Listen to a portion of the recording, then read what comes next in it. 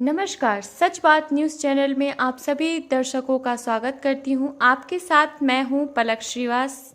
दुनिया के लोकतंत्र का खलनायक जॉर्ज सोरोस। दूसरी बार हिंडेनबर्ग रिपोर्ट आने के बाद से बीजेपी यह आरोप लगा रही है कि लोकतंत्र के दुश्मन जॉर्ज सोरोस का निवेश हिंडेनबर्ग में। गूगल में जॉर्ज सोरोस नाम टाइप करके सर्च करने पर आप कुछ इस तरह के परिणाम देखेंगे। अमेरिका का सबसे खतरनाक आदमी, वह अरबपति जिसने इंग्लैंड का बैंक तोड़ दिया। जॉर्ज सोरोस एक ऐसा यहूदी व्यक्ति जिसने फाइनेंस के क्षेत्र में काम किया और शक है कि वह सभी को नियंत्रित कर रहा है। एक बाहरी व्यक्ति है, एक सट्टेबाज जो राष्ट्र को कमजोर करने की कोशिश करने वाला और सभ्यता के लिए एक विनाश। ये सभी गुण जॉर्ज सोरोस को कंस्पिरेसी थ्योरी का आसान शिकार बनाते हैं।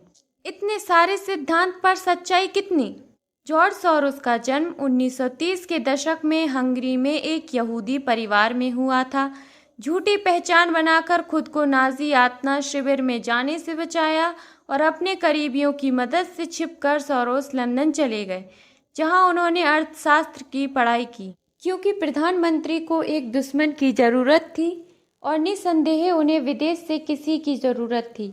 कोई ऐसा व्यक्ति जो हंगरी पर कब्जा कर सके, कोई विदेशी हितों वाला, कोई अंतर्राष्ट्रीय वित्तीय साजिशों से जुड़ा हो।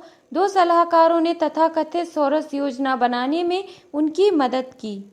खबरों को घुमाने के वे उस्ताद दो यहूदी ऑर्थर फिंकेलस्टीन और जॉर्ज बिरनबाम थे। फिंकेलस्टीन ने 1996 में इजरायल प्रधानमंत्री बेंजामिन नेतन्याहू के लिए जीत हासिल करके अपने लिए नाम कमाया था। नेतन्याहू ने विक्टर ऑर्बन से परिचय के साथ इस एहसान का बदला चुकाया। इस जोड़ी ने की योजना बनाई जिसमें जॉर्ज सोरोस को अरबपति का नाम दिया गया। ऑर्थर फिंकेलस्टीन ने एक विशिष्ट राजनीतिक दर्शन विकसित किया, एक विचार जिसे हम फिंकेल कहते हैं कि राजनीति में चरित्र हनन एक आसान निशाना है। फिंकेलस्टीन और बिरनबाम ने जो तैयार किया वह दुनिया भर के दक्षिणपंथी लोक लुभावन नेताओं के लिए तैयार एक खाका था। राष्ट्र के सामाजिक राजनीतिक मसले कैसे भी हों, सोरोस को सब देशों की धार्मिक राष्ट्रवादी सरकार को गिराने वाला दिखाया गया।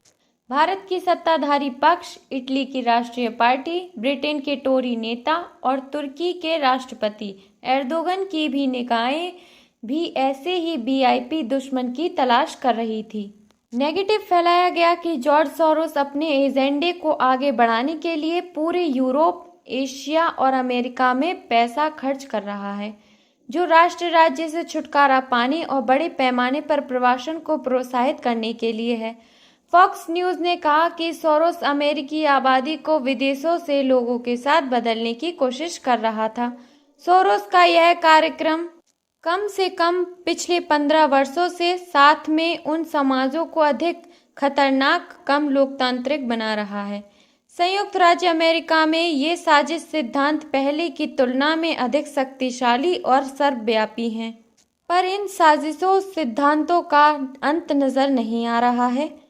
भले ही सोरोस अब 93 वर्ष के हो गए हों, पर उम्मीद लगाई जा रही है कि यह थ्योरी सोरोस के बेटे एलेक्स को अपना अगला लक्ष्य बनाएगी, क्योंकि सोरोस अपनी परोपकारी नींव की बागडोर सौंप रहे हैं।